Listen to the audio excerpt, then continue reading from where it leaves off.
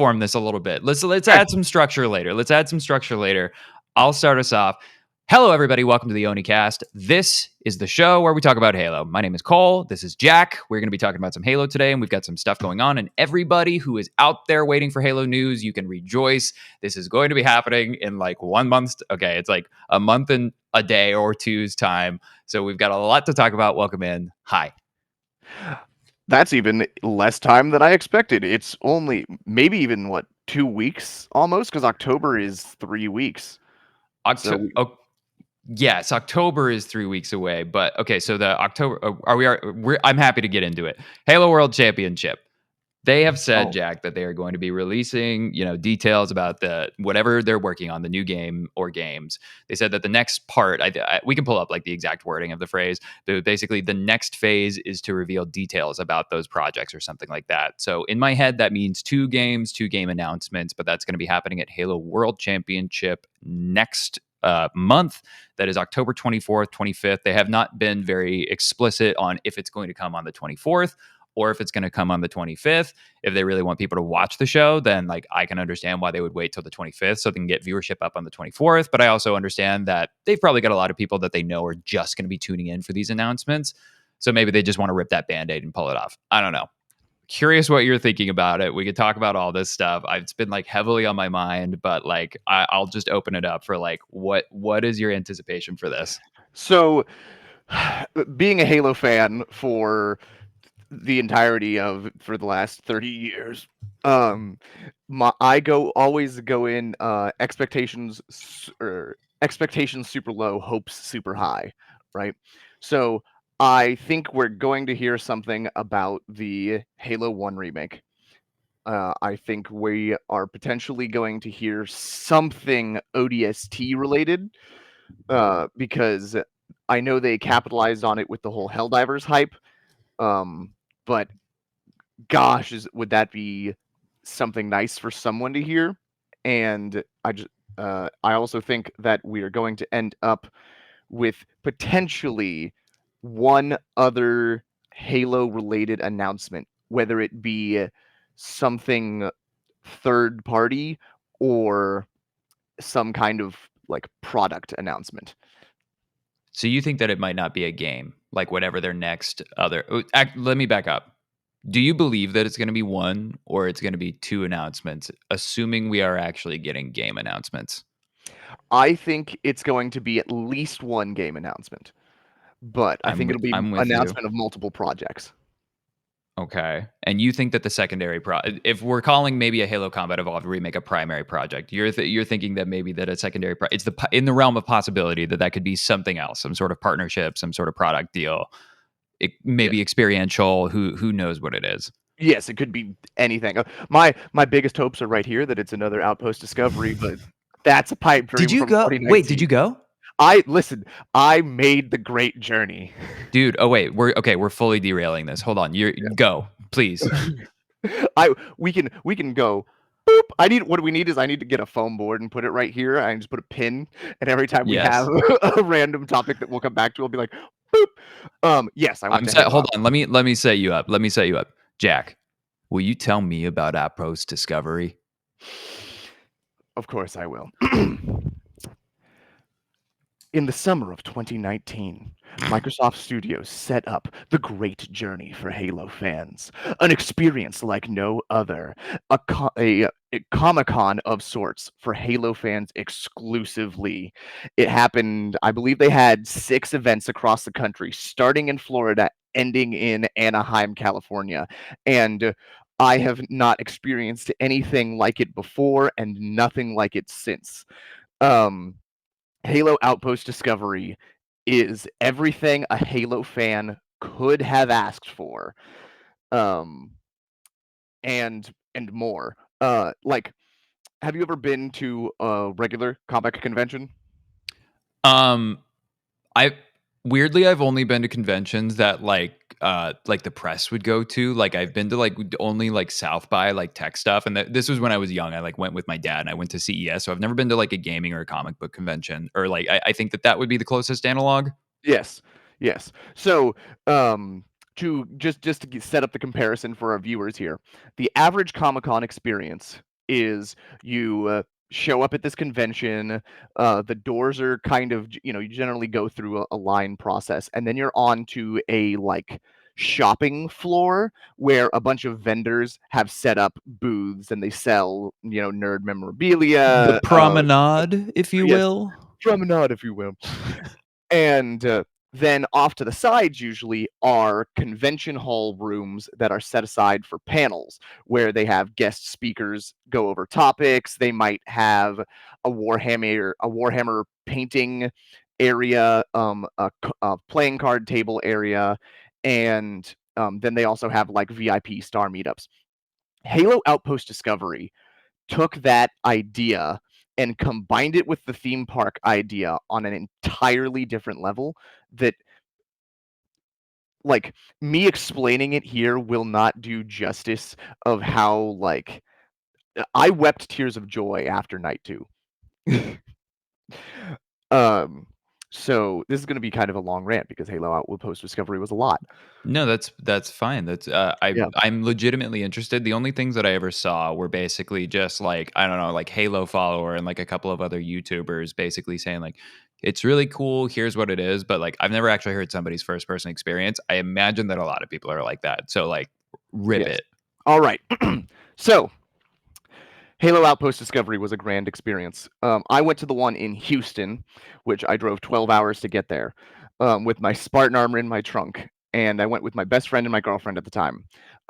So what they did was I don't know how much money they spent, but I guarantee you it was thousands of dollars. They built a giant archway that said Halo Outpost Discovery. Out front, it said exploring new worlds, and it had a picture of like a warthog with a Spartan, and it had a hologram tank in the front with the dedicated AI for Halo Outpost Discovery sitting there in the front. And everybody got in line, and they scanned your badges and prop check and stuff. Wait, can I ask Yeah. a question about this actually? You said this was 2019. Yes. Was there like and it was like in lore, right? Like Yes. wasn't the outpost okay. Was Yes. there was there a specific date? You said the word AI, so I was curious if in the year 2019 they were doing any sort of like rampant AI Cortana created takeover or something, like 4 years after Halo 5, but 2 years before Halo Infinite comes out. So no, I mean, no, they weren't doing any rampant AI kind of stuff. It was straight. It was supposed to be the like quintessential not niche Halo experience.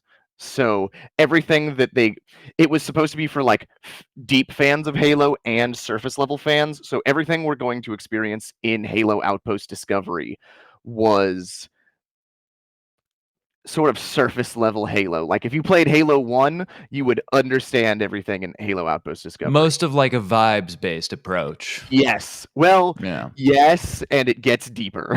Okay. Yes. So after you walk through this grand archway and you're welcomed by the AI, you entered into what they called the Hall of History. And you're greeted by a 7-foot tall statue of Master Chief right there, and like in the flesh with beautiful spotlights on it, and like it sets the tone for the whole thing. And the Hall of History was a circular experience that had a real life warthog, a model of a Sangheili, Noble Six's helmet, and like it was set up like a museum.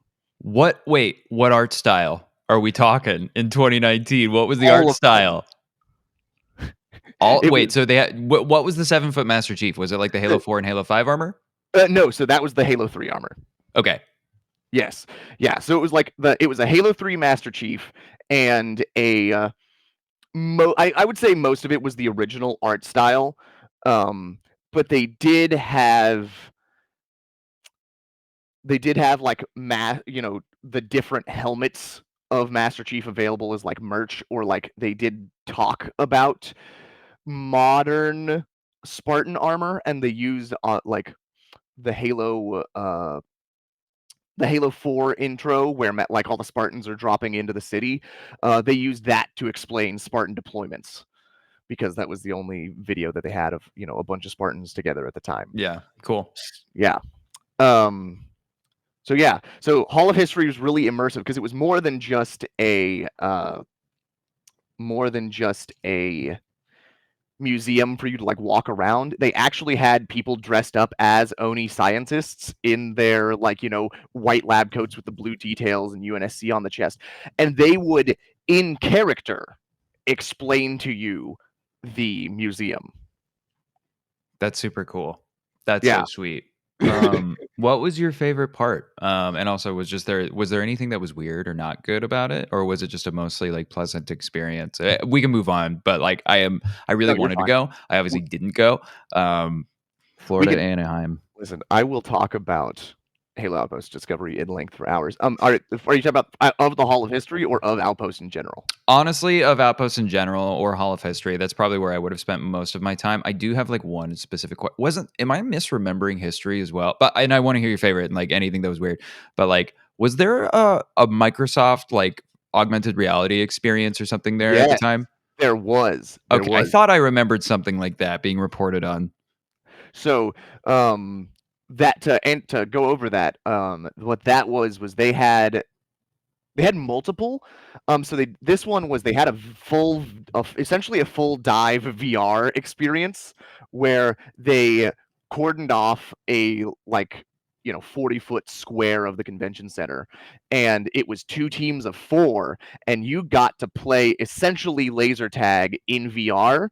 But you had a plasma pistol, and there were barriers set up in VR, and it was really cool because the plasma pistol could overcharge, and you could deactivate certain walls to shoot your opponents. Oh, dude, Is that's so cool. Yes, but so that was the VR experience. Laser tag was the highlight. That was my favorite part because first off, obviously I'm in my Spartan armor.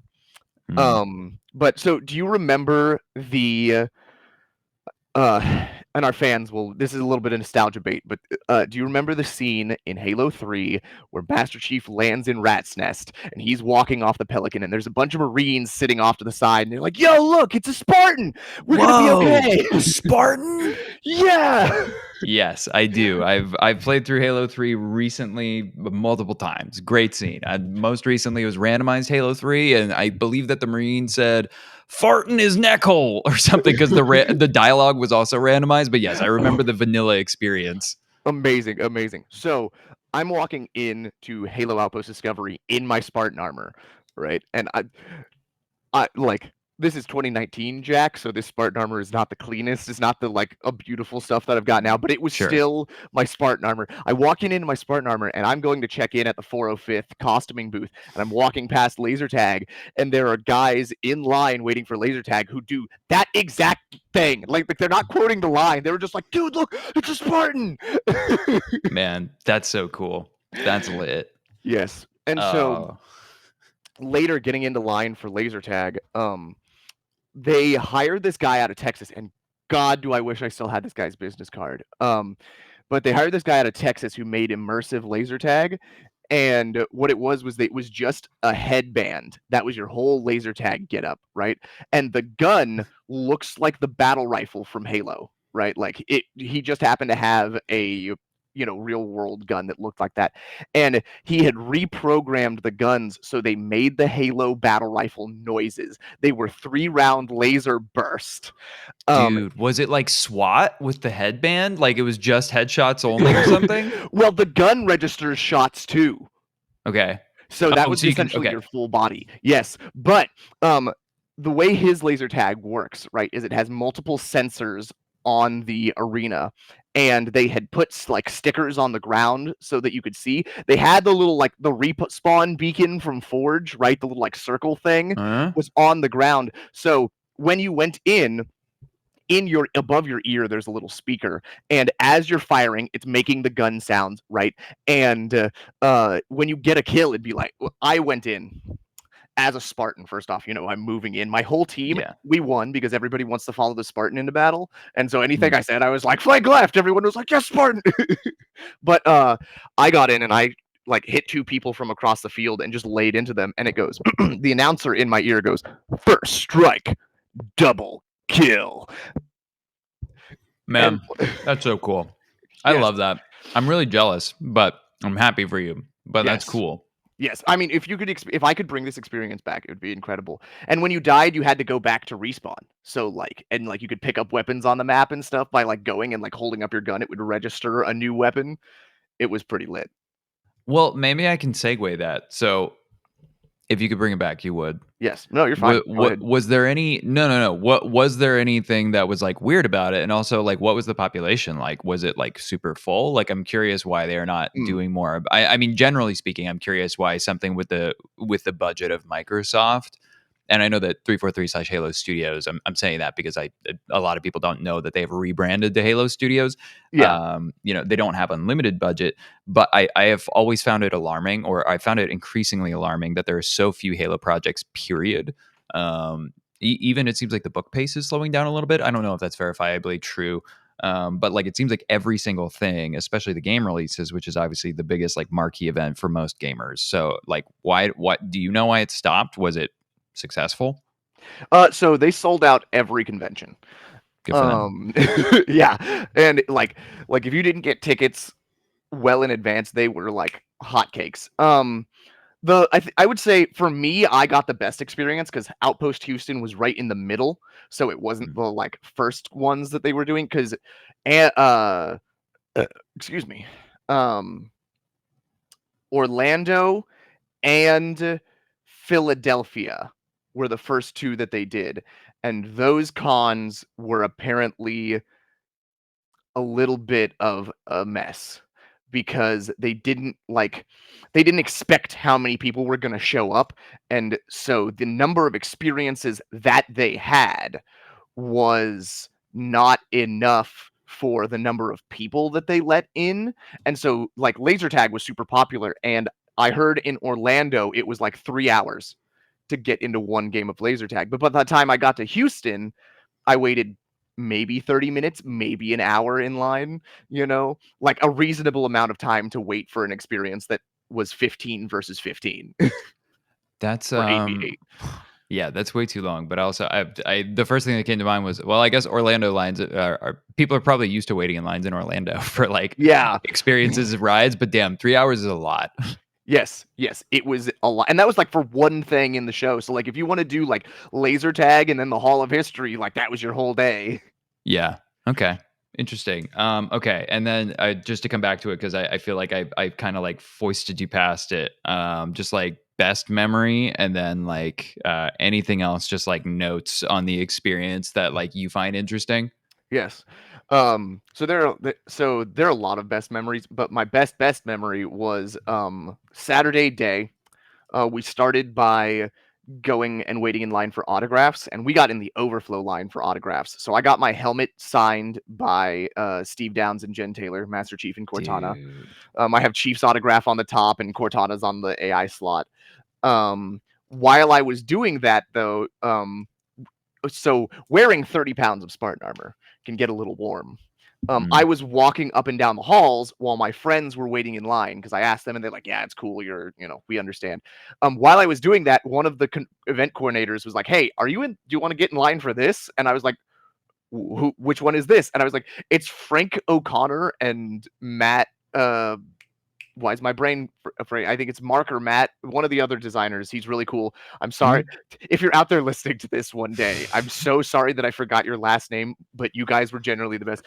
I had my rainbow spicy lock Halo 5 skin pistol on magnetized to my hip, and I go in and I get this autograph in I had a Spirit of Fire logbook that I got all the autographs in. And I go in and I get these autographs, and Frank goes, wait, let me see that pistol. He built the skin for that pistol. And That's he was crazy. so hyped. He gave me a pin that you can only get by working at 343. That's so cool. That's crazy. What a Yes. weird, funny, cool little connection that you made that day. That's sweet. I bet he Yes. remembers that too. I hope he does. And then after that, I went and met Steve Downs and Jen Taylor, and I walk in and I get good compliments. If you haven't met Steve Downs and Jen Taylor, they are some of the sweetest people I have ever met. Like Steve Downs is genuinely the coolest guy. I mean, he's Master Chief, but like he's so down to earth and chill. I walk in and I get their autograph, and I have an Alexa unit in my chest piece. right? And so I go, oh yeah, I want to show you this cool gimmick. So I've got somebody who wants to meet you, and I go, Alexa, say hello, and she, says hello, and they were like, whoa. And I remember I had a bunch of pre-programmed lines, because you can program lines with Alexa. They're called routines. And I go in, and after we're about to leave, Steve Downs goes, wait, come back. And he grabs me by my Spartan-sized forearm, right? Pulls me in, and he goes, hold on, let me mute my glasses. Alexa, I need a weapon. And I had a response set up for that. So she goes, yeah, well, you told me you were going to wear something nice. And he goes, that is so... That's so funny, dude. That's Yes. so great. Also, Yeah. a million people's homes just lit up with I hope with the so. A word.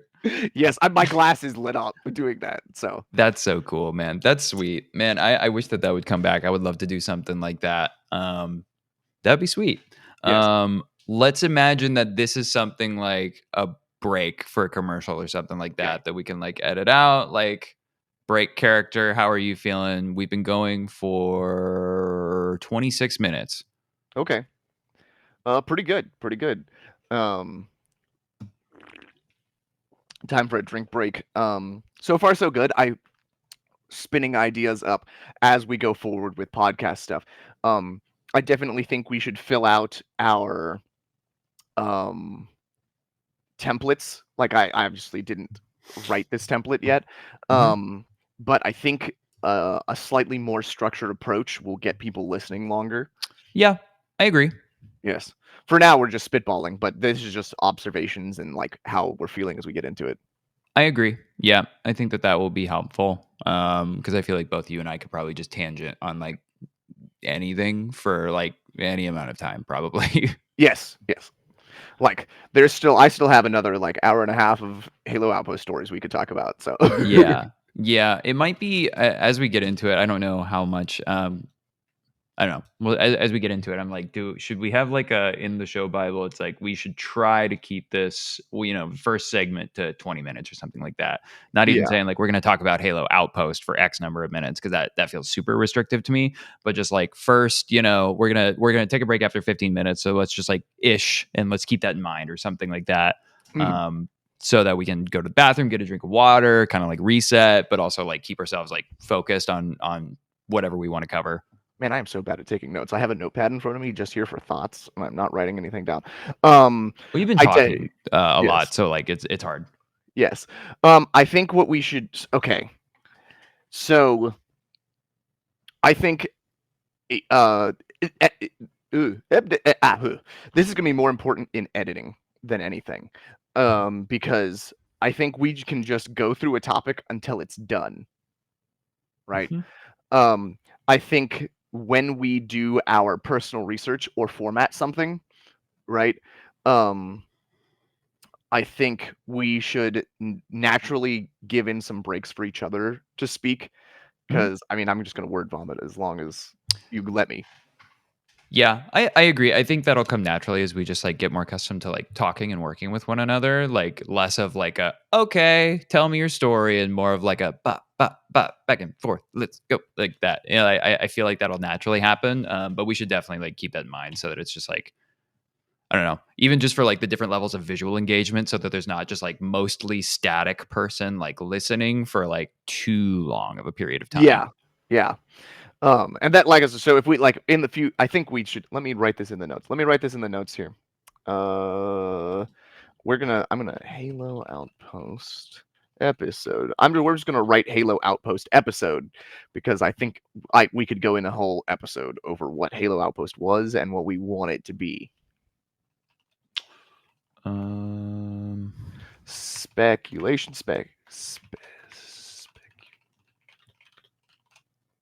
it on my back and what we want in the future. There we go. Let me finish setting up this email real quick. Sure. Just got an interesting email. So I'm reading it about a job. Excellent. We'll see. The job emails are always like you're like, ah, yes, is this the thing? Is this time? Are we gonna jump Could on it this? be me that you're Could it looking be? for? The Um, job market right now is crazy. So, right? yes, I'm So, aware. I'm in the midst of it right now. It's been it's been horrible. yes. So to go off topic for just a second, Yeah. because we like talking about little controversial things every so often. Um, uh, the job market right now, I see, is a direct, I wouldn't say retaliation, but almost reaction of corporate America to the post-COVID job market, where I don't know if you felt this, but I felt this because as a maintenance guy, I can get hired anywhere, right? Um, the post right after COVID, like 2022, 2023 time, right? The worker had a lot of power because a lot of people got furloughed, got let go, moved on from their jobs and stuff. So there were a bunch of people hiring, right? And so the average worker could go, you know what? No, I'm not going to work for your pennies on the dollar. I can get another job doing the same thing over here. And it was kind of like really employee like based, and all these people picked up all these jobs and they got into places they actually kind of wanted to be. And now, like, employers were like, well, I don't want that to happen. So what we're going to do is like all of this stuff. I mean, I can't speak to like I'm not educated enough on it to like speak to like why, because there's probably a million different reasons. There's a But million different reasons. like for the podcast or like just for you, like it's been really difficult for me. Like in 2020, I was working at I was working in tech. I'd only been there for a couple years. Literally February of 2020, like our company had been acquired by our largest competitor, and they were sunsetting our product. So basically, the people that were not being immediately laid off, or like just terminated, they were being rolled into the new team, and they were all going to be trained on the new software, which was quite similar to our software, but different a little bit, whatever. But I was selling like the marketplace. Basically, the software that we were selling was a CRM for like event management spaces. So like hotels, breweries, anywhere they have a private party. I was selling like the placement on the marketplace where people would actually book private parties. In Okay. March of 2020, I was selling places to book private Gather parties in together. March of 2020, and my like main places that I was selling into were New York City and Los Angeles. So Okay. I left that job. Yeah. And it was just like really good timing because like I knew the founders of this super small company. They were doing something different. They were selling directly to businesses, not directly to event management spaces. So it seemed like it seemed interesting to me. So that's where I was 2020. But like I have not really like in my adult life, while I've been like focused on a career, like I have not like been actively searching for a job. I've kind of just like fallen into my next one, which I've now understand how fucking crazy lucky that is. It's tough now. I've been through like many rounds of interviews. I've been through multiple like final round interviews and just like have not gotten the job. Like the last one that just broke my heart was just like, Cole, we were going to give you the job. This is straight from the CMO who I knew before because I was trying to join their marketing team. She basically was like, Cole, we were going to hire you. You were the decision. You impressed everybody. The CEO at the last minute said that everybody needs to be in office. And this was originally said to be a remote role. And it was in Indianapolis. And it's like, you're like, I can't just pick up my whole life right now. So they decided to I split did up. so much work to get. But it's so really rough, brutal. dude. It's super brutal. I've gotten a couple like my first round of like you're too qualified for this job, which was like I thought that was a thing that happened in the movies, like not IRL. So it's been super duper brutal, which is why I'm here. I understand. So I was telling you this story in chat a little bit before to relate, but I felt the exact same way because in 2020 2024 was last year, right? Yeah. So Yeah. So 2023 I bought this house. Depends Right? on when you're listening. But Yeah, yes. depends on the university. So 2024 I bought this house, and I started a job up for a apartment complex management company, and I was like, they loved me. I was exactly what they needed. I was super knowledgeable and stuff. I even like went as far as I completely reorganized and like started an inventory management system for them and all this stuff. I redid like pool pumps beyond my job, and I got a bunch of raises and stuff. But January 2024, it started slowing down because maintenance slows down in the winter because for some reason people don't put in work orders when it's cold outside unless their heat's not working. And the property management companies can be really scummy sometimes. And the owner of this property management company, a lot of them care about, he was like, yeah, just let that guy go. And I was like, okay, cool. You guy, just to be clear. Yeah, this guy. Right. This guy. Right. They were like, yeah, we're real slow, just let him go. And I was like, you're gonna get busy in the summer again, like, and I'm actively doing things right now. Like I was in the middle of doing something at work when they let me go. My property manager was crying. But yeah, so for months then after that, I was doing content creation, but I was just like, hey, can I get this job? And they're like, no. And I was like, I'm sorry to hear that. My horror story, and I won't go into too much specifics just because I'm not going to do that because there actually could be real ramifications if I name any names. But basically, my boss near the end, like I could tell things were changing before I was laid off. And it was like 3 weeks. It was in like one of my final one-on-ones with my boss. And I basically was like, hey, I'm really struggling. Like where, the work has really accelerated since we laid off a bunch of people. I've been trying to, do a couple of projects, but they've been kind of like, shut down by the rest of leadership, including yourself. I'm struggling to come in like as my best self. Can you like help me get back on track? I was basically like I was throwing myself on the sword and like really being like, boss, I'm struggling. Some of it is coming from you, but like I'm being open basically about how I want to communicate and how I'm feeling so that you can get me back on the right track. Literally the response that I got, and I remember, and it's burned into my fucking brain, was it's not in my quarterly goals to motivate you. oh my And then God. they told me a week and a half later, after basically avoiding me, it was fucking lame. And it's like burned into my brain. Oh my God. That is so rough, dude. Yeah, it sucked. And by the way, this is like a person that I've known for like 7 years. This is not a stranger. And this was at a like 15-person tech startup. This is not like corporate overlords, like, reading off of like the corporate Bible that was written by some combination of like KPMG plus ChatGPT. Like this was just this dude. So honestly, I feel like ChatGPT's made some corporate Bibles more relatable because, like, before they were just written by people who had no idea what they were talking about. Can we talk about this? Can I go on a little bit of a rant actually right now? Absolutely. Okay, cool. I don't know how you feel about a lot of this, so we actually might be at odds. So I don't know where this is going to land. So I use AI. You use AI as well. I know that because like we've like traded back and forth, and like some formatting stuff has been on that, and like we both made images for that. Like the internet tour guide logo that I used like very early on, that was image generated. Reveal for everybody, that like black background that's got like the URLs and like like a play button on like 90% of my like high quality videos, that was generated. But that's like as far as I go whenever I'm doing any sort of generated scripts. But like holy fucking shit, it is so goddamn obvious to me how some of like creators, and by the way, I respect it a little bit because like I should probably be doing it, but like it's so obvious to me when you were basically just plugged into like a brain dead workflow for content creation, which is essentially just give me a script. And we're talking about Halo right now. It's basically just generate an interesting 1-minute TikTok script with a really fantastic hook about something that is obscure in the Halo lore or something that most people don't know from the Halo books. And you can tell even in the delivery, especially, if they go the small bit of extra mile for some audio recording over it of them actually doing it instead of an AI generated voice.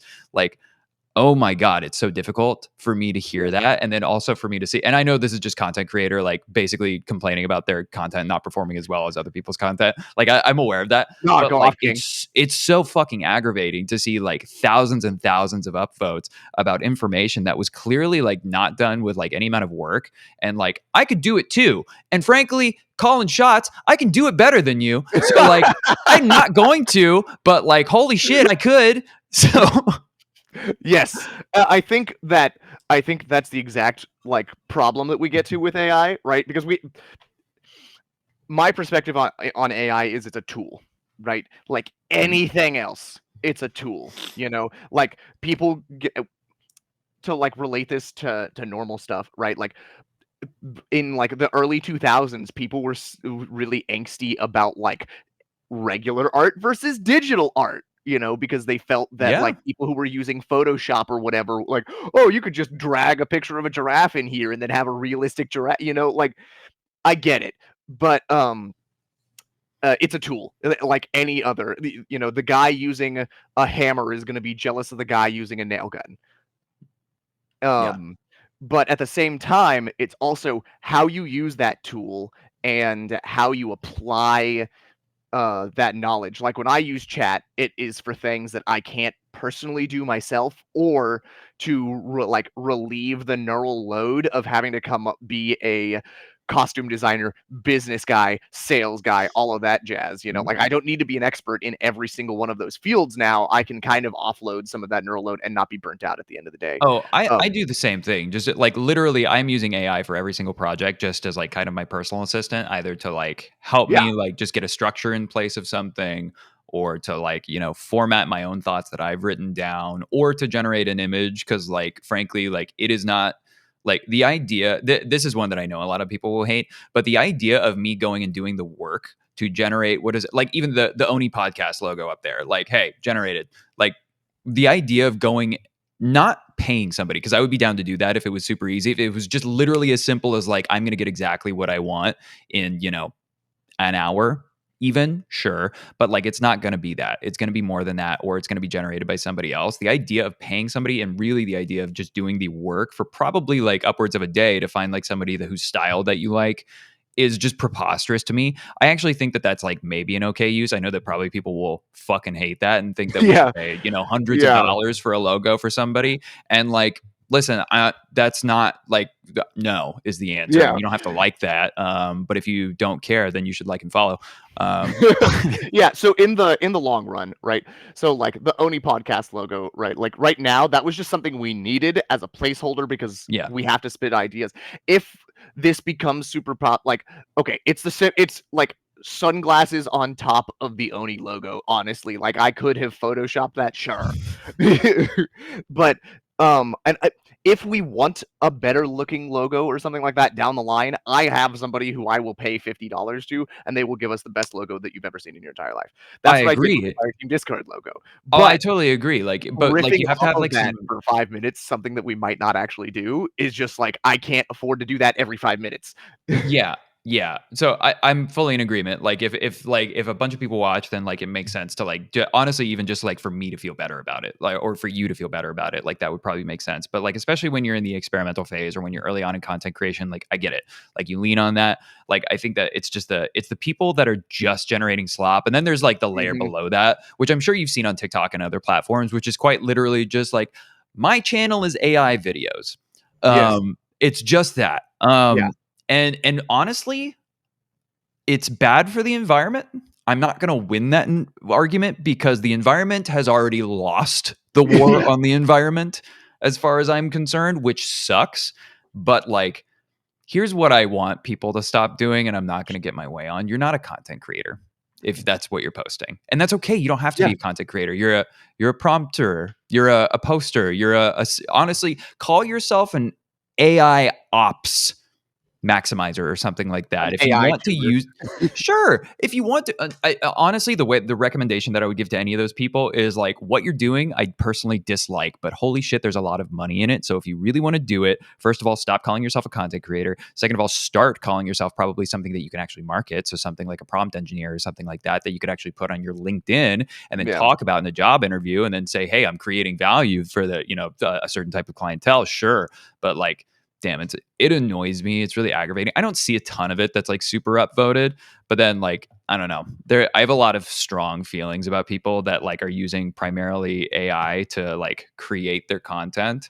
Yes. Um, I don't know. I could go off more, but I Yeah. already did. You know how No, I you're feel. fine. We're getting to the point where we both agree that essentially the big difference is that on one hand it's a tool for people to use, on the other hand it shouldn't be your entire product. Yeah, Because like or most of it. yeah, I mean like because there's just no soul in it, like if you're talking about for us, right, like we're doing a podcast, if we're talking about Halo, right, we put in the effort because we're passionate about it, because we care, and it's going to reflect not only our own personalities, but our passion for Halo. And we're going to segue this into another topic that I'm going to rant about now. Hell yeah, Is hit me. Halo should be a passion project. I talked about this. This is one of the topics in the thing, which we'll refine later when we're doing full topic episodes, like topic-based formats. Yeah. But Halo did better when it was a passion project. Because I'm gonna write notes all throughout this because I'm actually gonna take I feel like I'm gonna go into an argumentative stance with you, but it's gonna be for funsies, not because I actually disagree with you. yeah, So no, you're go fine. off, King. Absolutely. So I think Halo 1, 2, and 3 aren't perfect games. They each are like, they're products of their time. But by God, were they fantastic games? Yes. Were they complete games? Absolutely. Did they deliver a product that is something similar to what they initially set out to make? Absolutely. And it wasn't because, Microsoft was like, hey, this is going to make a gajillion dollars, so you should do this, this, and this. Or like, this isn't because management in the company is like, hey, I managed it this well, whatever. It was because, like, this part of the game is amazing because one dev was really passionate about it, sat down for hours on end, and poured his life and soul into it, Just like that helmet back there, Shout out Rip Cosplay. No, these helmets back here are going to be more durable, more detailed, and more customized than anything you find at Spirit Halloween. Anything that you ever buy from just like a generic Chinese manufacturer on Amazon, because I poured my blood and soul into that. And every custom piece that comes out, you go, okay, well, this little piece isn't quite right, or you pour over it with a microscope, and Spartan 113. Just one small note on your delivery here. If we're going to be doing plugs, I strongly recommend you get some of that beautiful, beautiful armor up close and personal to sell that shit, my friend, because it's super cool. I should just have a helmet sitting beside me so I can pull it up at any time. It's got to be just take it like this. Like, if you're an artisan and you want to just build a beautiful project, like, yes. And if you don't have the time, that's okay. You can okay. buy it from me. There you go. Oh yeah. In the future, I can absolutely do those. But yeah, so that's what I think Halo 4 felt like a passion project. It felt like it still had some of that energy because the story, I cried at the end of Halo 4. I don't care what anybody says. Halo 4's story was magnificent in a lot of ways. And yes, it had its flat points, but so did Halo 3, okay? And Halo 3 is one of my favorite games of all time.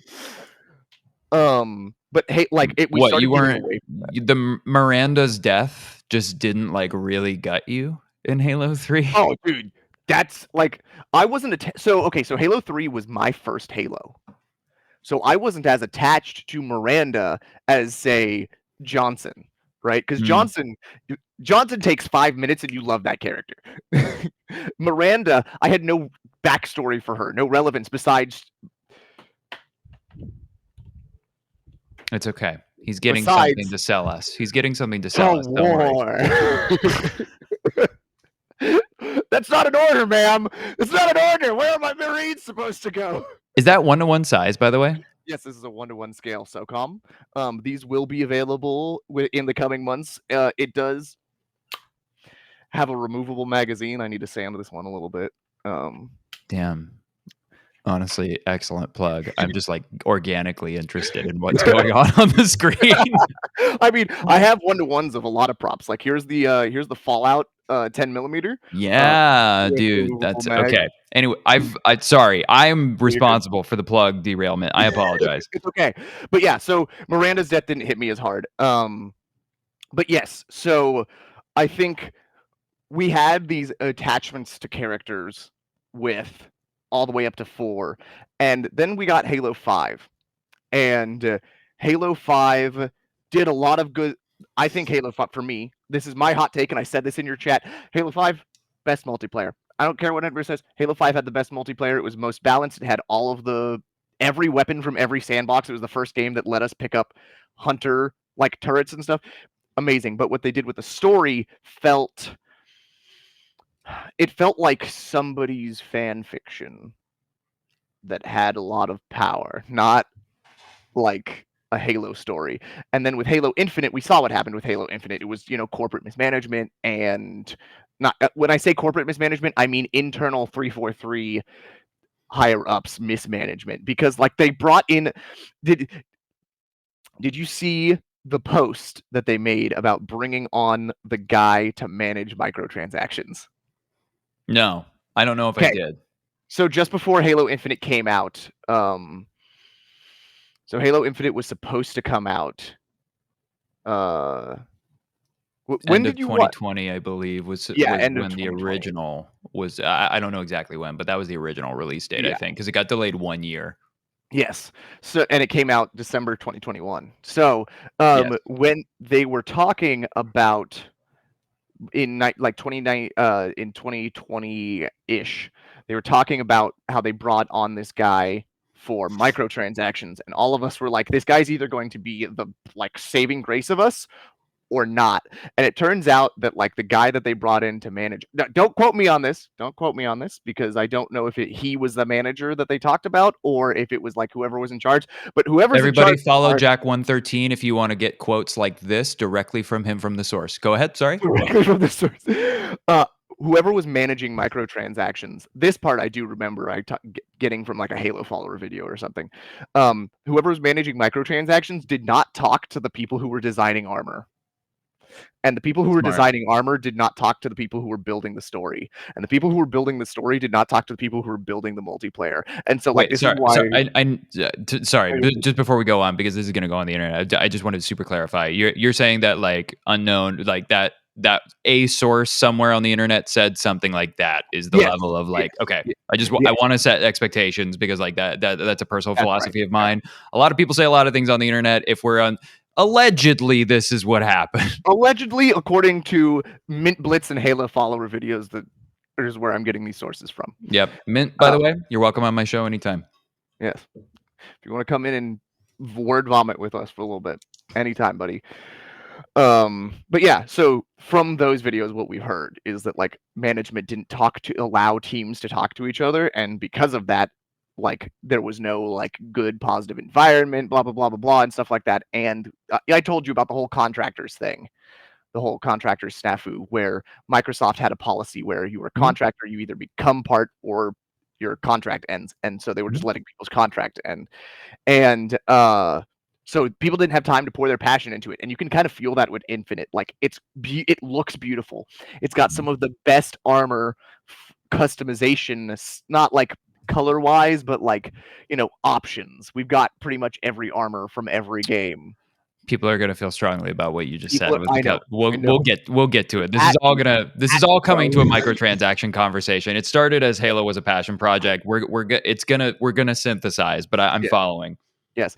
And so like if all of those, if we sat down and made Halo like it was, like if even half of the armors that you could buy through microtransactions were earnable through in-game achievements and actions and stuff like that, people would be like exploding all over Infinite right now. But like it's just, the game feels empty. It feels like a husk.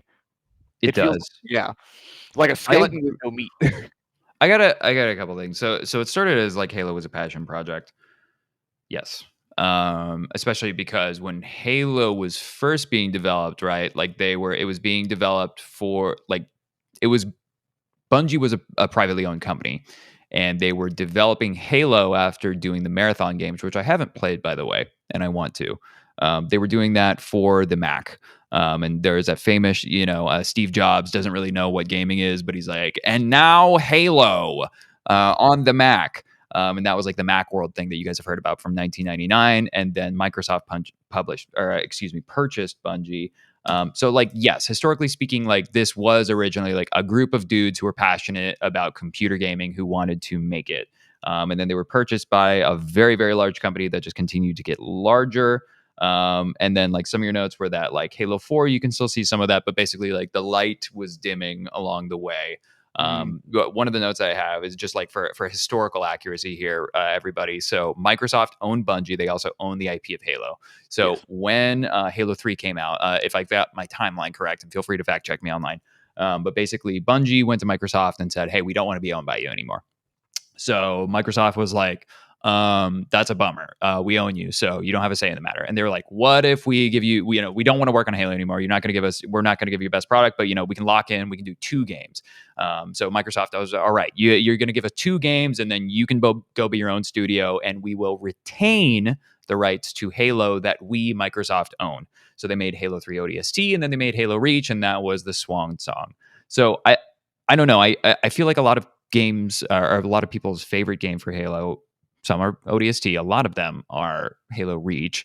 I think that a lot of that is like cyclical with kind of the people who are like vocal on the internet. And when they started playing video games, you'll see that like Halo 4 and then Halo 5 will come back. You're already seeing a little bit of that probably. I was streaming Halo 5 yesterday.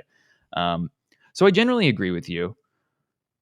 And then we get to Infinite and the microtransaction conversation. And I mostly agree. I will say that like a couple of notes that I just had when you were talking was just like, you said they don't allow them to talk to other teams. I've not ever worked on like a software development team as big as that. And I've never been a software developer, by the way. I've always worked on go-to-market roles. But it's not like you're not allowed to talk to people. It's more generally speaking is just like, hey, I've got my goals and I am locked in my silo essentially. I could go send a Teams message to somebody, but the way that we are like, gold and then tasked, and then the way that I have to report progress to my superior, and all of us, by the way, including my superior and their superior, are all ultimately really interested in just making sure that they are protected in their job and their livelihood and their salaries and all that stuff. So that's usually where this stuff breaks down, is just like we have different goals. Whereas going back to your original point, I think that if you're putting this through the business lens, then what you can call passion is just like a bunch of people are really aligned on some pretty like high level but shared goals, as opposed to in the original days, we all want to make an amazing sci-fi game that's inspired by Alien and it's inspired by some of our favorite books and it's got some cool characters and cyborgs and aliens and all of that stuff. That's pretty easy for not only people like fans and gamers to attach to, but also for like one team to get behind. It changes when you go into an environment that is owned by a very big tech company or a very big company at all, like Microsoft, where it's going to be saying, hello, sales team and partnership team, your goal and what you are going to be comped on and the way that we are going to measure your performance is how many partnership agreements you make and for what amount of revenue. For the development team, it's going to be how many of these features that leadership in product kind of like prioritize for the roadmap, how quickly can we get those to a working state and then to like a minimum viable product state. So I just want to like clarify a little bit on that, but overall I agree with you. So I guess like after all of that, I have in my head an idea of what microtransactions should have looked like in Halo Infinite and could look like in the future. But I am curious, like just microtransactions, where you feel about them, knowing that we tried the rec packs in Halo 5, people hated them. Now it seems like people prefer that to what we got. Like, just I'm curious what you think. So I, as a spoiled gamer who started gaming like in 2007, like hardcore, I played a little bit of games before that, but as a gamer who got full products that I didn't have to pay anything extra for, that sometimes came out with new stuff. You sound like a boomer, bro. I know, right? What phone was this on, dude? And so, I think, we're never going to get back to the days where we're not going to have microtransactions because they're too lucrative for any business. And it like makes sense in a continued support because we as gamers like continued support. I like it when bugs get fixed in my game. I like it when we have seasonal events that give me a reason to keep playing the game. Maybe not seasonal, but you get my point. But there has to be some kind of way to fund that. And I think, I don't know where all this money is going. That could be a whole nother topic, but yeah, all of these, it's not trickling down. Yeah, it certainly isn't. If you haven't picked up on our political spectrum yet, there's your hint. Just like and follow. You'll get the gist really quickly. But yeah, so all of this microtransaction money, sometimes we as gamers don't see a return on investment, but especially with small studios, I've noticed it does help them continuously develop games and to fund improvements to the game. So if we see microtransactions, it could be anything. It doesn't matter. I think the Halo fan base, specifically the Halo boys, right? We like the ability to either purchase something or earn it in game. And I think that's where a lot of people see the Halo or they're starting to be like, maybe I was too harsh on the Halo 5 microtransactions thing, because I paid personally probably $12 in microtransactions for Halo 5, but that was only because I wanted the Reach armors when they came out. Or maybe the Mark IV. I'm a Mark IV cosplayer. I wanted the Mark IV then and there. But all of the other armors I earned by just playing Warzone.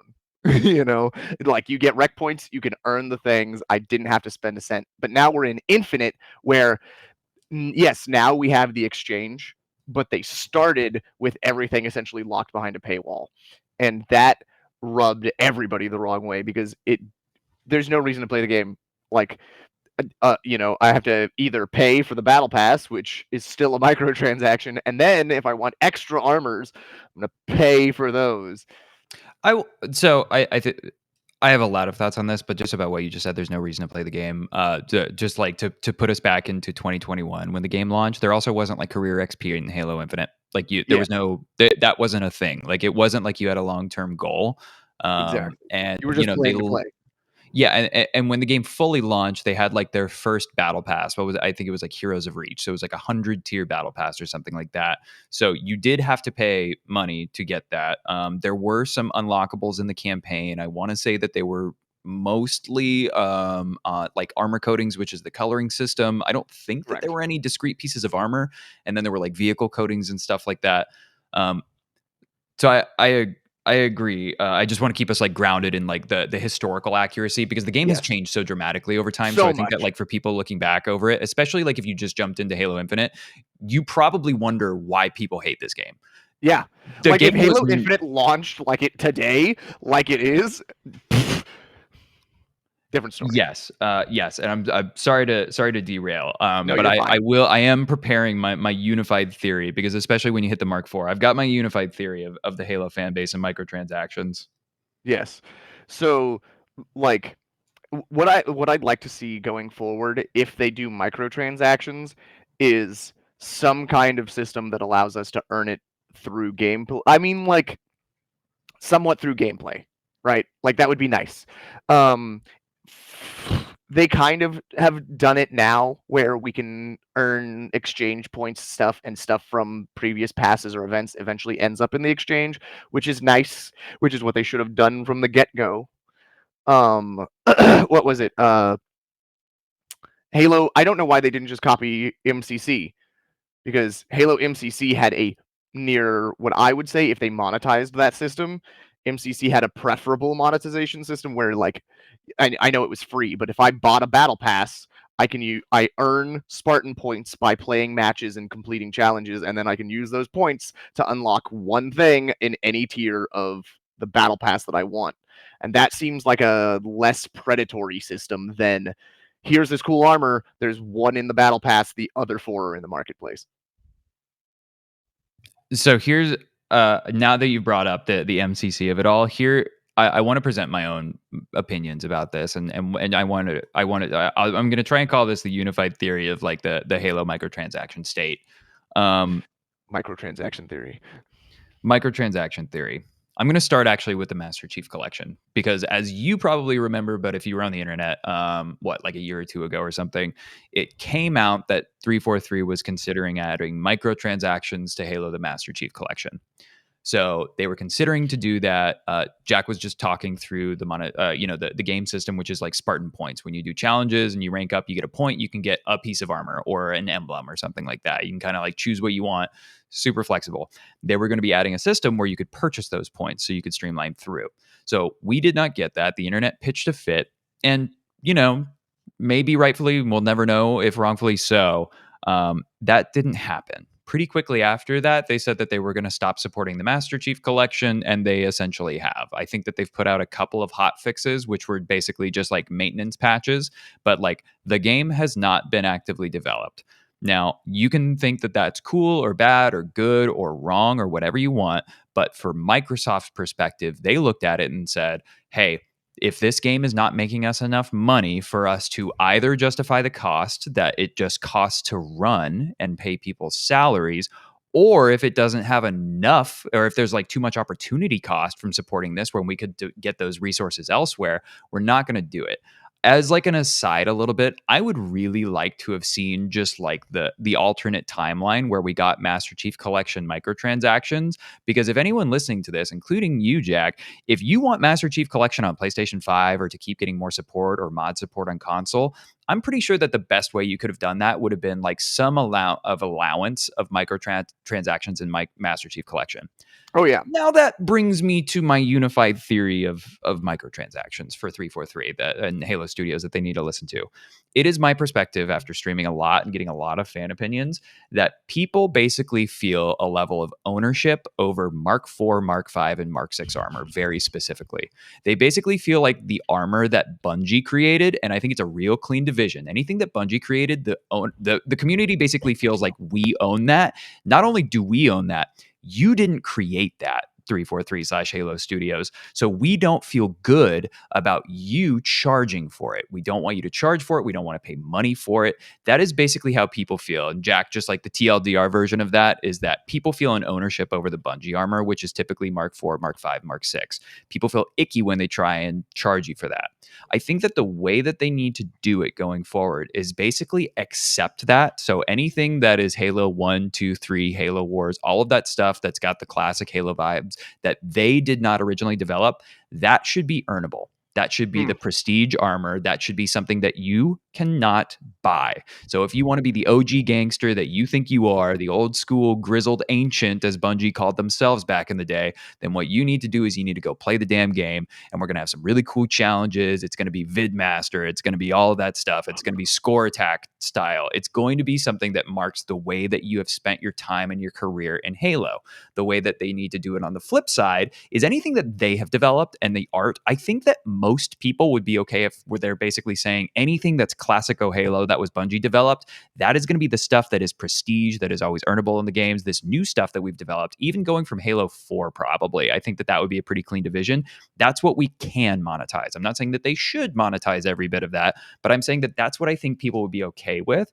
And then basically the the short version of this is that new stuff I think people are okay with monetizing. So instead of having this core system where some of your armor pieces don't work on one another in Halo Infinite, that's how the customization works. What you should do is you should have a Spartan, and you should also be able to save configurations of that Spartan. And you should also have a Grunt and a Jackal and an Elite and a Brute and a Hunter. And they should sell you microtransactions for all of that stuff because you've never paid for it before. You cannot come in with the argument that, like, I already bought this in another game. Why do I have to buy it again? And then they can make a Warzone/Invasion 2.0 where you're playing a bunch of different races. What's up, kitty? And then that is my unified theory. Basically, I think that the Halo fan base feels an extraordinary, I'm going to use a word that's going to make people mad, sense of entitlement over things that they have purchased in the past, specifically Bungie stuff, if they make it so that only the things that they have created and new things are the way that they microtransact and make them good and give people incentivization structures to actually buy those and want those. That's the way that they can win with microtransactions, with monetization. And then because of the pace of development nowadays, that's how we can keep on getting more support and development long term, because they will not keep on developing a game that is not actively making them more revenue every single quarter. Yes. That is my TED Talk. Okay, is my audio still here? Did it cut out? Your audio is still here. I assume your cat is, but off screen. He jumped off. So I 100% agree with you. There were two notes that I was talking about. That one is I 100% agree with the core mainline armors, people like. Okay, hold on. Let me write this down. I'm holding. And okay, so the like sense of entitlement and ownership. I think yes, but let me give you give our fans, these guys, the more nuanced explanation of both. I think what we're both understanding here from that, Okay. without using that specific verbiage. It's not a bad word. It's just I think it's I think it's definitionally accurate. Yes, it is. But I think in recent times, especially to people who are like Gen Z and millennials, we've got a negative connotation to it because all of the boomers going, Oh, for "You sure, guys dude. are entitled," and I'm like, "No, we were promised things." Oh, I agree with you, and all I'm thinking about is what a great fucking hook it's gonna be when we open up with "and gamers are entitled." Yes. Okay. So, I think that Halo gamers in particular have an attachment to the original Bungie era armors because they earned them through gameplay challenges and not through monetization, right? Like if you asked if you asked the average Halo fan, "Hey, can you name a couple of the armors from Halo 3?" Right? Most people would be like, Mark 6, ODST, Hayabusa. We all loved Hayabusa. And like Recon. Recon. Yeah. Some of my best memories are from trying to earn Recon. Vidmaster Mhm. took 6 hours sometimes, Mhm. Mhm. and those cement these things in your mind, right? But if you sat down and asked a Halo fan, I was like, "Hey, can you name me 10 armors from Halo 5?" They'd be like, ODST, Mark Uh-huh. 6, Uh-huh. Exactly. I mean, I think Recon. there's some high level ones like Helio Skrill or other ones, but again, most of them Yeah. are going to be ones you didn't see very often that are either on main characters or you Mm. earned personally. And so that's where they get this sense of entitlement because they earned those things. Mhm. You know? Again, it's not I don't think it's a bad word. I think it's Yeah, fine to feel entitled to things. I just do think that it is an accurate word, but it is I an accurate appreciate the word. distinction for the people whose feathers I ruffle by using the word. Yeah. And so that's where like people get their attachment to these things. And that's why that's why I agree with you, a system where the armors from the original games or anything that's they could even have them where it's like main character gate stuff, right? I think armors that are their showcase armors should be earnable. Period. End of sentence. Any armor after that, they can charge whatever they want for whatever they make in addition to that, but they need to understand that fans will not attach themselves to that armor emotionally as they do the other armors. Like people will like it. I've seen plenty of Helio Skrill cosplays, but uh, like it's the armors that they get or the default armors that people are gonna make slash want. I agree entirely with you. I feel like that's maybe like a good transition into just talking about the future of Halo. Yes. Because we were talking about at the beginning. You're saying that I wrote down. I'm curious, by the way, what is your let's not spend too long on it, but like ODST, what is your pie in the sky if you think that something ODST is coming for announcements in October? My I'm pie. curious what you think, and then like curious what it could look like. By the way, just like the last footnote on the microtransaction, if you want to throw out everything that I just said, then I think that the way that they monetize is by just straight up doing basically whatever Halo 7 they want to do at some point, and then just doing every season of your battle pass is season 1 is Halo 1. Season 2 is Halo 2. And then they just go fully the other direction and sell you back all the armor that you got. But I think that is a clean way to do the battle pass system that keeps people engaged for a while. Yeah. Okay. I agree. Um, what was the question? What were we talking about? Oh, ODST. ODST. ODST. You said that you think that there's a possibility that ODST is going to be something that is brought up in terms of the October announcement. Yes. It's not on my bingo card. What is your, if this happens, what does the So future look like? my prediction here's what I want. Here's what I think we're gonna get. Okay. So what I want is I want a Halo 5 ODST. right? Like my high level dream is. Do you want it to be called that?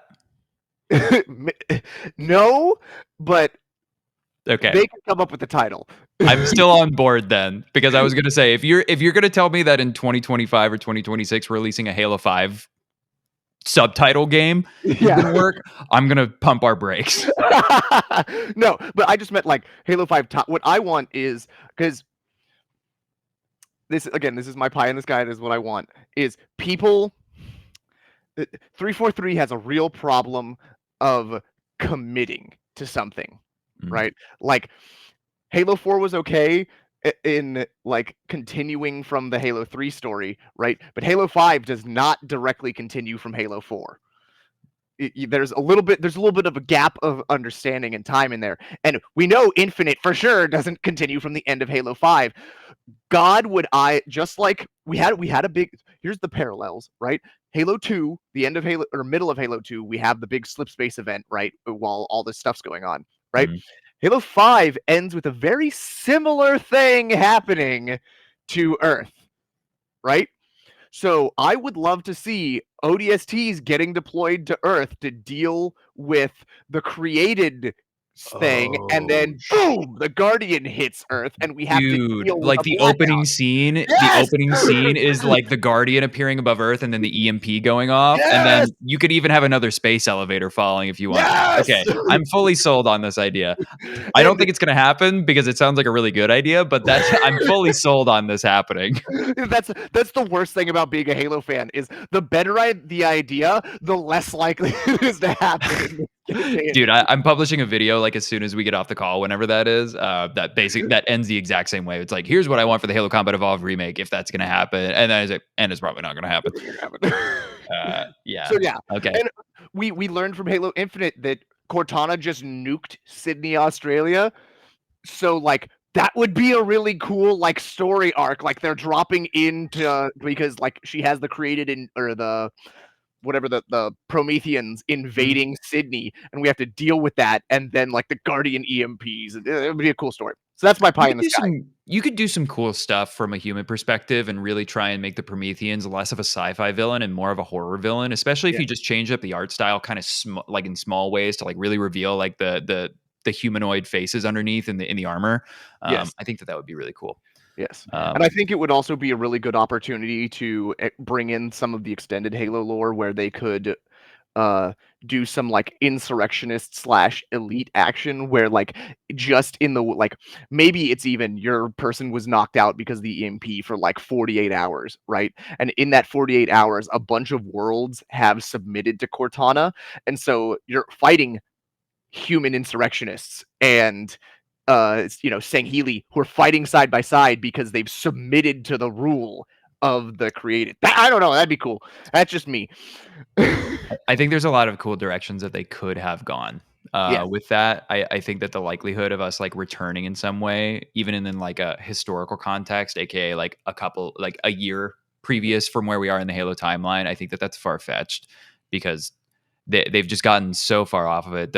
The wild whiplash that has caused 10 years of like content like freezing in the Halo universe, like in our universe because of events in the Halo universe with Cortana, and because like how much they have tried to like recontextualize or back away from that plot line is just like extraordinary to me. I think it's far-fetched, but that sounds like a really cool way to do it, and I think that we could have gotten some cool experiences for it.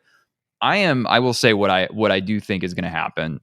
Here's my bingo card. I think it's going to be 2.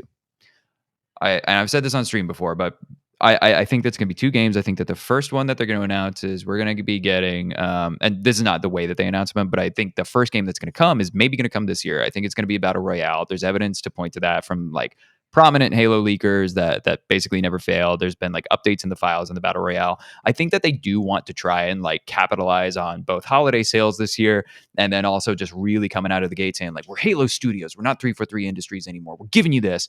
I think that could be the way that they maybe frame it up, just like call it ODSTs for battle royale. I think that the other one is going to be a Halo Combat Evolved remake. I think that probably makes the most sense to come next year for the quarter century. Yes, you are all old of Halo Combat Evolved anniversary Halo Combat Evolved. And for anybody out there that's saying we already got a remaster of Halo Combat Evolved, I'm just going to say my thoughts on it. Halo Combat Evolved Anniversary sucks. It doesn't add much. The terminals are cool, but like I think it's kind of an ugly game. It's I just would a always reskin. prefer to play it. It's just a reskin, yeah. It's cool, like thanks, but like I don't play that game. It's not the game that I would want, but I do think that that's like if I was just building my own game and like what I think they should prioritize next. But I do think that it makes sense, especially assuming that it's going to be coming to PlayStation at least. Down for a Nintendo conversation any day of the week if it can run on there. I think that it should. I think that they are very clearly trying to capture as much audience as possible. I think from that perspective, if you were trying to relaunch the Halo universe, even if it is just a straight remake with more story embellishments, or if it is going to be some sort of a larger reboot of the universe that mostly follows the same story beats, launching it with that game on PlayStation, on all consoles at the same time, along with Xbox, does make a lot of business sense to me. So that means that I'm kind of on board with it. Yes, I agree. So I think 100%. I think we're getting news on the Combat Evolved remake. And I talked about this in your stream. Is I'm really hoping that if they commit to a Combat Evolved remake, that it's something akin to the essence like Doom 2016, where like if they're rebooting the thing, reboot the thing. Don't just give me the same thing. You know what I mean? Like tell me the stories that we didn't get. Give me the like fully fleshed out Halo 1 that that they talked about in the Vidoc. And does this opinion of yours extend to features and gameplay, or is it mostly story? Because I'm going to ask you a question that I feel like a lot of people are going to like. Do you think that sprint should be in the Halo Combat Evolved? I was gonna say the controversial take. Yes. Look here, hold on. All right, yeah, let's get the voice of authority in here so that people can really be sold on this. As Mr. Halo, I think we should be able to sprint in Combat Evolved remake. I don't know how I feel about that. I honestly don't feel very strongly about the sprint one, but I do know that people care about it a lot. Yes. But I don't know. More of a feel thing. People think that sprint actually like fundamentally changes the feel because it does technically alter the way that maps have to be constructed, and your weapon isn't always ready, so firefights flow differently. Mhm. But I think that the tactical decision to move at combat speed or move at sprint speed is something that we should be allowed to make for gameplay. Because I'm a sports Spartan. Like I get it that a lot of the arguments that I see from the no sprint shouldn't exist is that we're a Spartan, so we should always be running at top speed and we should always have our gun up. But I'm like, I mean, no. by the same token, we should always be live streaming. We're content creators. What are we doing when we're not live streaming? Yeah, exactly. Or yeah, so just from a like it's fun perspective, I think that sprint and clamber should stay just because it is a high level fun kind of movement thing that allows the learning curve to be less steep. So you're like from here to here, like instead of me having to crouch jump to get to there, which is something that not everybody's hands do, as long as I can make the jump, I can double jump or jump and clamber to get up there. So sprinting is I think should 100% be a thing. Also, it just feels cool sometimes. Like that. Yeah.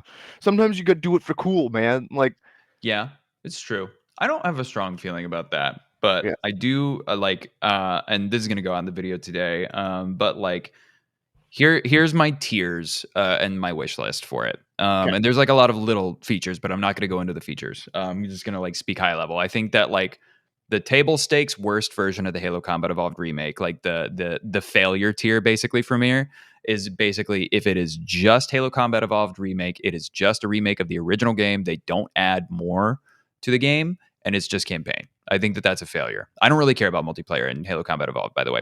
Yeah. I think that that would be a failure. I think that it's mostly a W, one step above. This is like passable. Probably, you know, the Halo fans will like it. A lot of people will say it's boring, probably, if it is Halo Combat Evolved, but they flesh out the story. They probably don't change major story beats, but basically just add to it. So bringing in things from the book The Flood.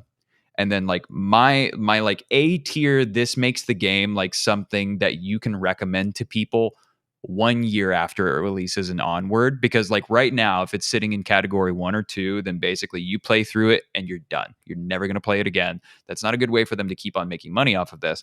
So my proposal is basically include mod tools from day one. And because this is the first Unreal Engine game, you basically make this like the test bed, like the modding paradise for people. Halo Combat Evolved Remake should be the place where people keep coming back to even 10 years from now, because the community is making entirely new experiences in Unreal Engine on that.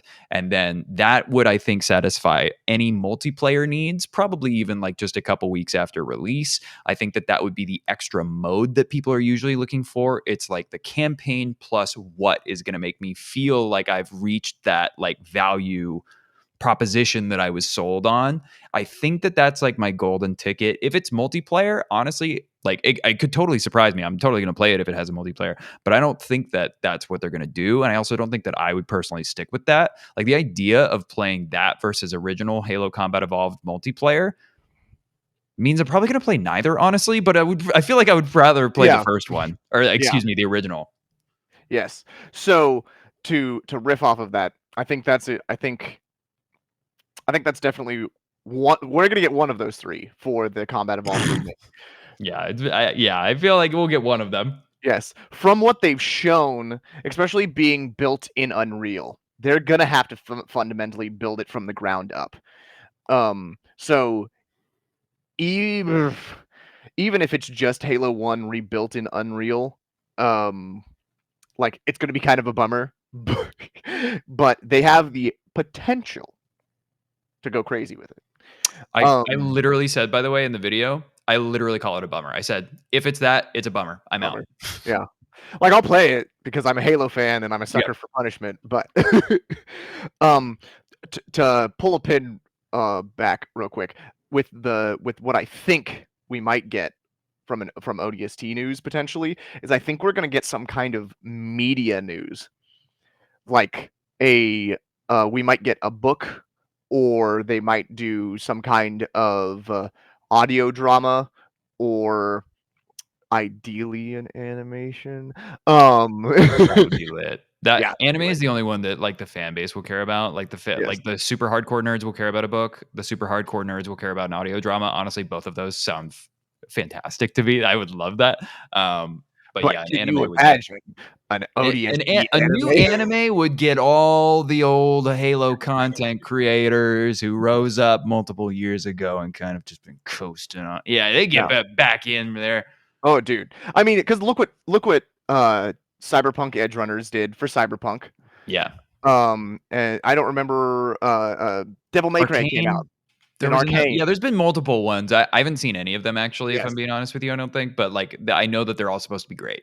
They're all fantastic. And if we could get to hold on. I've got to give my Master Chief a little wiggle for good luck here, for like knock on wood. Everybody, Jack is making an announcement.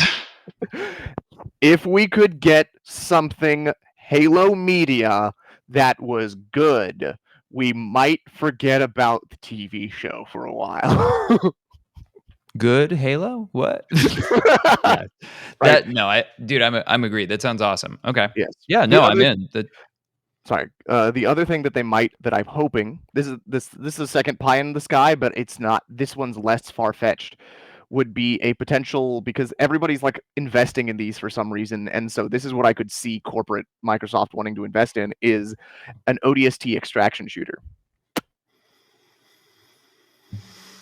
At least an announcement. What is an extract? I know in theory what is it just like you have like it? Is it Tarkov? Yes, I haven't played Tarkov. I haven't played Tarkov either, actually. Yeah. Sorry, we're not that kind of gamer. I've played a lot of Hunt Showdown, and I've played a lot of other games. There's another game that I'm playing like that. Helldivers is an extraction shooter. It's where you go in, you complete an objective, and then you get out. Okay, I got it. You get Okay. Yes. I don't know why I was thinking it was more. Okay, cool. No, I'm in. I'm caught up. Helldivers is an example of a PvE extraction shooter. Hunt Showdown is an example of a PvEVE or PvEVP extraction shooter. So there are some where you're competing against each other to get something out, and there's some where you're just competing against the challenge. And so there are a few games that are like that. It could tie into like a lot of them tie in with the battle royale. I think Call of Duty's tried to do something with that, like the money extraction shooter mode.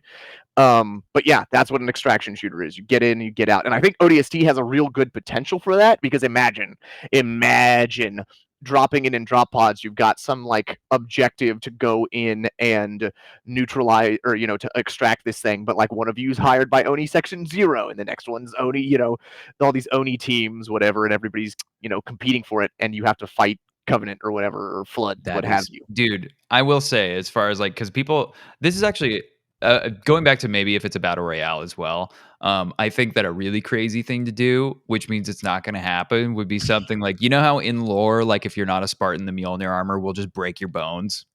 Yes. What if at the end of the game, the person who is the ODST who's in the lead just gets to get into the Spartan armor and you start like going crazy while your bones are breaking? And it's just, that's the way the game ends, with the last person in like doing a final stand, like the dude from that anime. I forget what it's called, Prototype or something like that. Yes, from Prototype. Ghost, I was about don't to know. suggest, like, Yeah, let them get in the Prototype armor, people would shit. Yeah, that's how the game always needs to end, is like the last two people just like square off like Gundam style in Prototype armor while everybody is spectating in and like rooting for them. You could have crazy live events going for that. That would be sweet. Okay, so here's our segue into, because we're hoping for the future of Halo, right? Yes, let's we've gone, I think in the future, this high level note, right? I think that in the future we should dedicate whole episodes to these topics so that we can dive into more depth and actually make sections where we stay on track a little bit better. I agree. But for this one, I would like to pitch you my game idea. Okay. I have a game idea ready to pitch you as well. Would you like me to be am I in character? Are you walking into the pitch room, or are we straight facing this, or is this an improv scene? I'm fine with either. We'll improv this because this is a multifaceted thing, and I'll give you the elevator pitch because I could go real into depth in this. All right. What is my role? Who am I, by the way? Studio exec. Studio exec. Right, or cool. just guy listening to pitch in the elevator. Cool. All right. I call it. So Halo. What? Oh, what? Are you talking to me? Yeah. I'm sorry. I'm a very busy studio executive. I'm sorry. Wait, do you have a pitch? Hello, sir. It's an honor to meet you. I have a pitch for a Halo game. Sure. Okay. Well, I'm stuck in the elevator. Okay. We'll just we'll see how long. Okay. All right. Yeah, you got it as long as. Oh, damn it. Okay. Elevator's broken. All right. You've got me for a minute. All right. Wow me. All right. I call it Halo Warfront. The game takes place during the Human Covenant War, and there are 3 campaigns. You get to play as a Marine in the first campaign, experiencing the fall. Then the second campaign, you get to play as an ODST, reinforcing the Marines. And the final campaign, you play as a Spartan, saving the day, right? We stick with, for multiplayer, we stick with the traditional arena game mode where it's balanced starts. Armor customization doesn't affect gameplay, all of that. And the big new selling point, because I know that we always need a new hook to get something. We need some money if you're talking to me, the famous studio executive. Yes, exactly. The thing to pull people in is we call it Warfront mode, right? And what Warfront mode is we take Halo, Battlefront, and Battlefield, and we combine them into 3 massive maps, levolutions, and your armor customization actually matters in this mode. So this way, when they sell the microtransactions, you have a reason to try and earn these armors. So we give them a regular tier armor that does the same thing as a premium armor, and so this way it's balanced so that the player base doesn't get mad. Wait. Back up for a second. Just go through again, just like how the discrimination there with like the different armor and like how it would be employed there. Okay. The last thing you said about it, I want to make sure I understand that. Very good. Okay, so you would have armor that you could earn and armor that you buy. Yep. But for every set of armor that you can buy, there needs to be a parallel of armor that you can earn that has the same perks. So let's say there is a armor that is in the pass that you buy that gives you 5% per piece, gives you 5% or 5, 10, 15, 20, 25. So say each piece gives you 10% resistance to explosive damage, like it's the EOD armor. There needs to be EOD armor on the free side as well, so it's balanced. And it's a massive mode. So you start out as Marines, and just like in Star Wars Battlefront, you earn two systems. You've got rec points, which allow you to call in weapons and vehicles and stuff. But on this end, you earn valor points, which will allow you to eventually upgrade to an ODST, and then eventually allow you to upgrade to a Spartan. All three of these modes are tied together by our seasonal event pass. And yes, money, right? So the seasonal event battle pass, what it is we have 3 seasons throughout the year. This way, it's super easy for people to. They're going to be long and drawn out, but it gives people time to earn these things, right? And once you buy them, they're unlocked forever because of what they're tied to. These are smaller seasons. Every season, a new map or armor comes out, whether it be a small map, a medium map, or a warfront map. One of those 3 is tied to, and it might even be small, medium, warfront, throughout the year. In the middle, during June, here's where we capture all of the money. Summer content droughts. Nothing happens in summer for gaming for some reason, right? I still like money in those months too.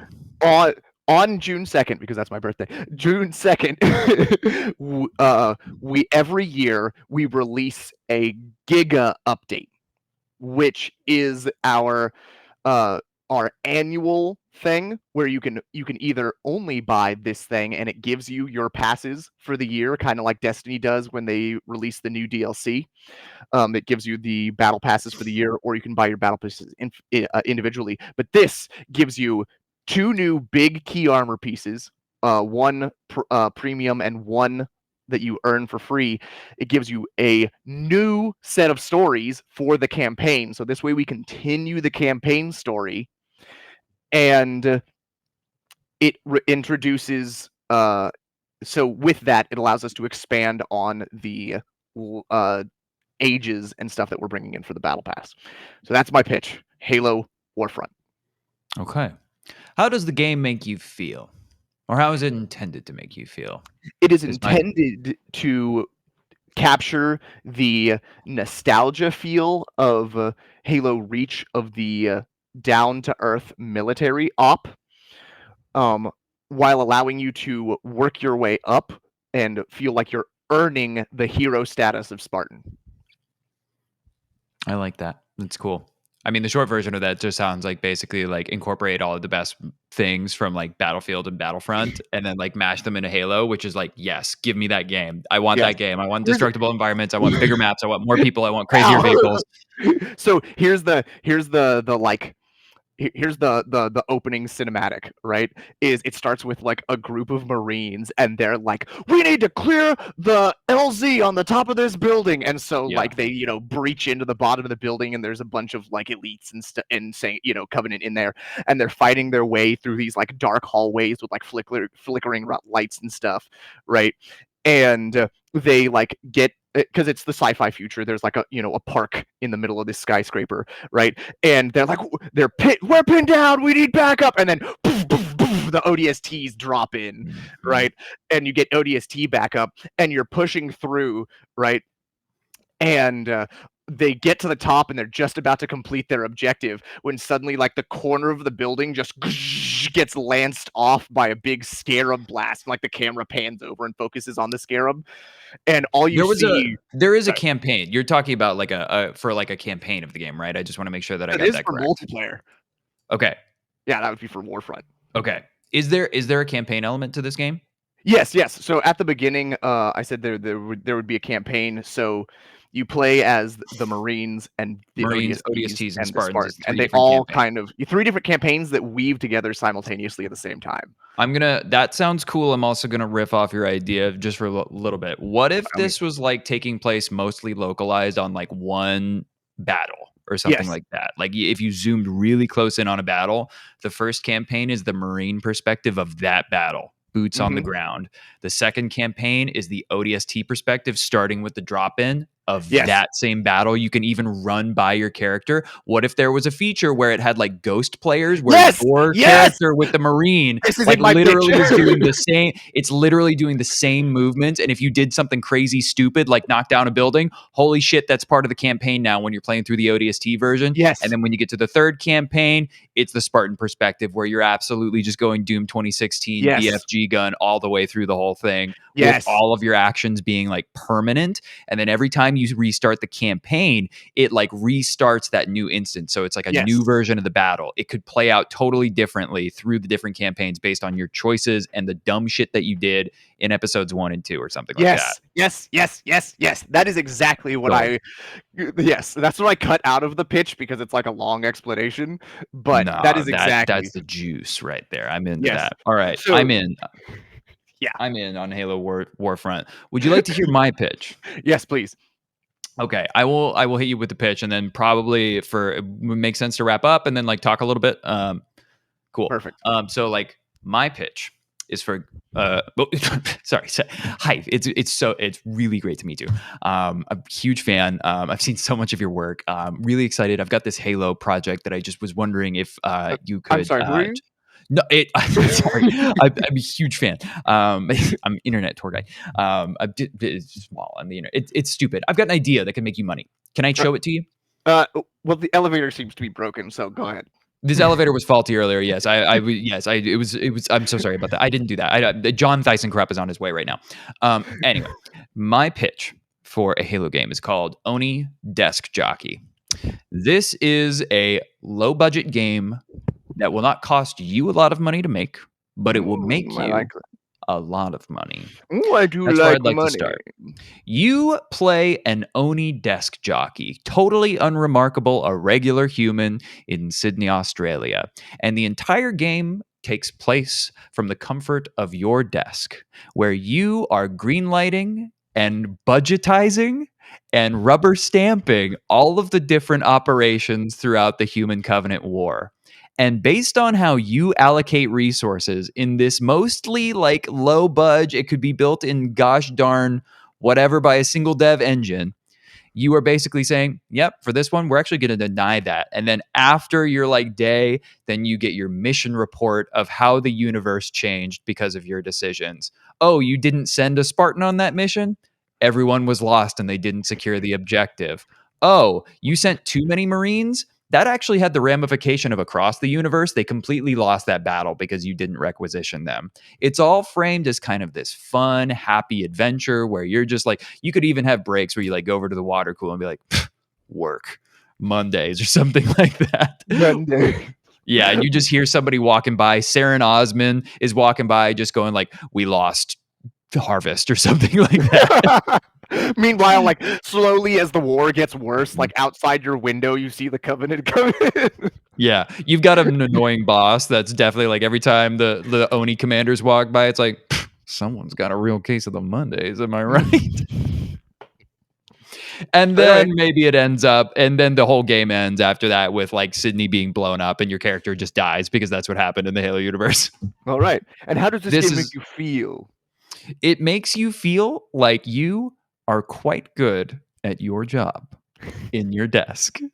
It's supposed to be laid back. It's supposed to be easy, totally different. But I think that the point of that, of what I'm saying, is like there should be more Halo games, and they should be in like spaghetti on the wall phase. Yes. Like they should be doing things that just make people feel like I had a good time with Halo, so that the next time they launch something, which is maybe a bigger project, they can say, the last time I had Halo in my life, it was good.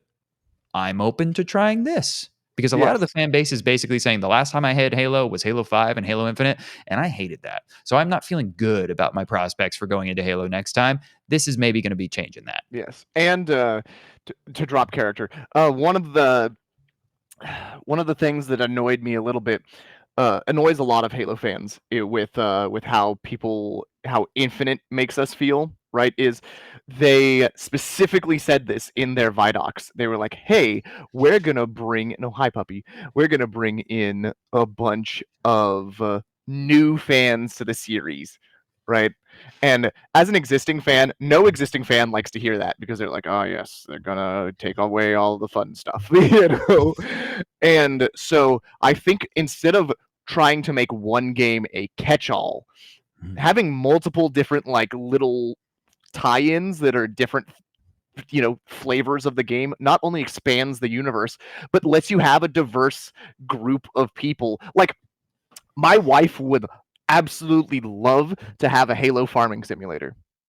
Yeah, there should be different things. I couldn't agree more. I mean, especially like they're only doing it this way because they only release now a game, every 5 years or something like that. But like, there needs to be a more diverse type of games. There needs to be like, in the example that I gave and the one that you're talking about with the farming one, it's like you need a cozy gamer. You need like, and like, frankly, like, just like very honestly, I don't know if you look at your TikTok analytics, but like, you need some women who probably want to pay money for this product as well if you want to expand how much revenue you're doing. And all of it is very like dude coded.